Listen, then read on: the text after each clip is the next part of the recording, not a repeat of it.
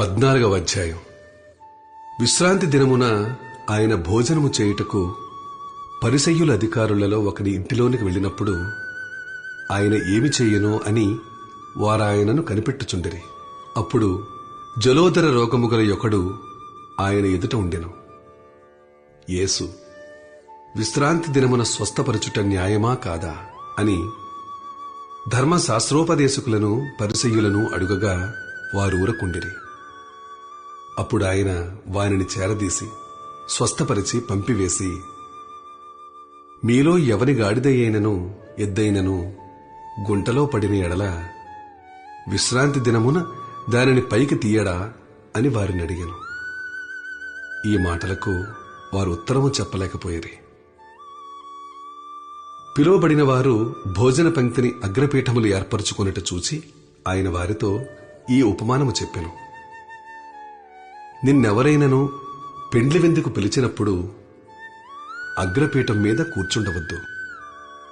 ఒకవేళ నీకంటే ఘనుడు అతని చేత పిలువబడగా నిన్నను అతనిని పిలిచినవాడు వచ్చి ఇతనికి చోటిమ్మని నీతో చెప్పును. అప్పుడు నీవు సిగ్గుపడి కడపటి చోటున కూర్చుండసాగుదువు. అయితే నీవు పిలువబడినప్పుడు నిన్ను పిలిచినవాడు వచ్చి, స్నేహితుడా, పైచోటికి పొమ్మని నీతో చెప్పలాగున నీవు పోయి కడపటి చోటన కూర్చుండుము. అప్పుడు నీతో కూడా కూర్చుండు వారందరి ఎదుట నీకు ఘనత కలుగును.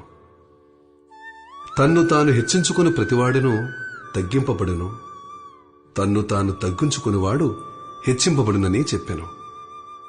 మరియు ఆయన తన్ను పిలిచిన వానితో ఇట్లనెను, నీవు పగటి విందైనను రాత్రి విందైనను చేయునప్పుడు నీ స్నేహితులనైనను నీ సహోదరులనైనను నీ బంధువులనైనను ధనవంతులకు నీ పొరుగువారినైనను పిలువవద్దు.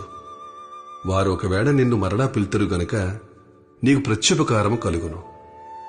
అయితే నీవు విందు చేయనప్పుడు బీదలను, అంగహీనులను, కుంటివాండ్రను, గుడ్డివాండ్రను పిలువము. నీకు ప్రత్యుపకారము చేయుటకు వారికేమీ లేదు గనక నీవు ధన్యుడవగదువు. నీతిమంతుల పునరుద్ధానమందు నీవు ప్రత్యుపకారము పొందుదువని చెప్పెను. ఆయనతో కూడా భోజన పంక్తిని కూర్చుండిన వారిలో ఒకడు ఈ మాటలు విని, దేవుని రాజ్యములో భోజనము చేయువాడు ధన్యుడని ఆయనతో చెప్పగా ఆయన అతనితో ఇట్లనెను, ఒక మనుష్యుడు గొప్ప విందు చేయించి అనేకులను పిలిచెను. విందు కాలముందతడు, ఇప్పుడు సిద్ధమై ఉన్నది, రండని పిలువబడిన వారితో చెప్పుటకు తన దాసును పంపెను. అయితే వారందరూ ఏకమనస్సుతో నెపములు చెప్పసాగిరి. మొదటివాడు, నేనొక పొలము కొని ఉన్నాను, అవశ్యముగా వెళ్లి దాన్ని చూడవలెను, నన్ను క్షమింపవలెనని నిన్ను వేడుకొనుచున్నానెను. మరి ఒకడు, నేను 5 జతల ఎడ్లను కొని ఉన్నాను, వాటిని పరీక్షింప వెళ్ళుచున్నాను, నన్ను క్షమింపవలెనని వేడుకొనుచున్నానెను. మరి ఒకడు, నేనొక స్త్రీని వివాహం చేసుకున్నాను, అందుచేత నేను రాలేనెను. అప్పుడు ఆ దాసుడు తిరిగి వచ్చి ఈ మాటలు తన యజమానుడికి తెలియచేయగా ఆ ఇంటి యజమానుడు కోపపడి, నీవు త్వరగా పట్టణపు వీధులలోనికి సందులలోనికి వెళ్లి బీదలను, అంగహీనులను, కుంటివారిని, గుడ్డివారిని ఇక్కడికి తోడుకుని రమ్మని ఆ దాసునితో చెప్పెను. అంతట దాసుడు, ప్రభువా, నీవాజ్ఞాపించినట్టు చేసితిని గాని ఇంకనూ చోటున్నదని చెప్పెను. అందుకు యజమానుడు, నా ఇల్లు నిండినట్లు నీవు రాజమార్గములలోనికి కంచెలలోనికి వెళ్లి లోపలికి వచ్చుటకు అక్కడి వారిని బలవంతము చేయుము. ఏలయనగా పిలువబడిన ఆ మనుష్యులలో ఒకడును నా విందు రుచి చూడడని మీతో చెప్పుచున్నాను. నేను బహుజన సమూహములు ఆయనతో కూడా వెళ్ళుచున్నప్పుడు ఆయన వారి తట్టు తిరిగి, ఎవడైనను నా యొద్దకు వచ్చి తన తండ్రిని, తల్లిని, భార్యను, పిల్లలను, అన్నదమ్ములను, అక్క చెల్లెండ్రను, తన ప్రాణమును సహా ద్వేషింపకుంటే వాడు నా శిష్యుడు కానేరడు.